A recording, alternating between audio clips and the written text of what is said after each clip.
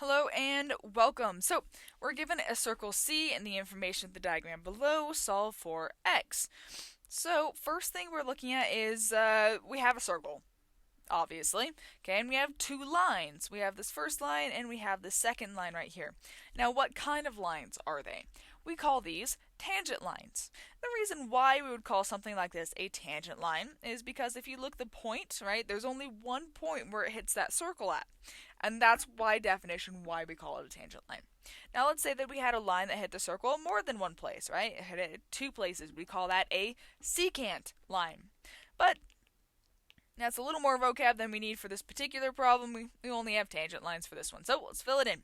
So we have the measure of our arc, dyg, that's 192, which we can see right here. So d to y to g, that's 192. We see it right there in the diagram for us. Okay, then we have the measure of arc dg, which is x, and we see that there for us as well. Alright, and then last, most certainly not least, then we're also told that the angle is 30, which is going to be that portion right there. Okay. DLG. So that would be your angle, and then it's just a matter of setting it up. So now we have our angle equals 1/2 major minus minor. And those are the arcs. So how we know this is going to be a thing, how it works, is essentially this is the formula property, I guess is what you would like to call it, for when you're working with arcs and angles inside of a circle intersected by either tangent or secant lines, where the angle is going to be in line with your two arcs, right? So that's going to be that 30 down below. So then we have 30 equals, and then 1/2 our major arc, which is 192. Now the reason why our orange, right, this thing is the major arc, is that definition-wise, major is the larger of the two arcs that you're going to be comparing, right? Minor is the smaller of the two, so that's why we're putting 192 first.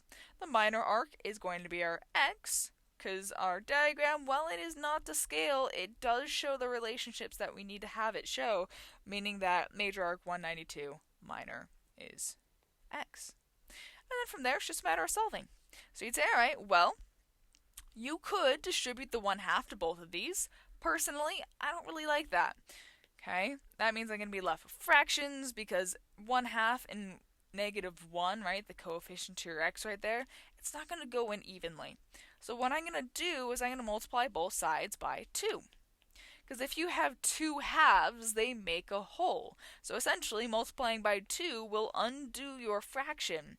And what we do to one side, we do to the other. So then you have 60 equals, and then 192 minus x. And this is a lot easier to solve. Okay, so you could do this a couple of ways. You could add the x over and then subtract the 60. I'm just going to subtract the 192 because I can't be bothered. Alright, so then 60 minus 192 is -132 equals -x. Well, you can get rid of that negative a couple of ways. You could either divide by a -1 or multiply by a -1. You get the exact same thing no matter which way you go for it. Okay, negative over a negative is a positive x and a positive 132. And there you go. You have solved for x. It says a simplified exact answer. You can't get much more simplified than a whole number. So there you have it. Put it in, and you are good to go. Thanks for watching.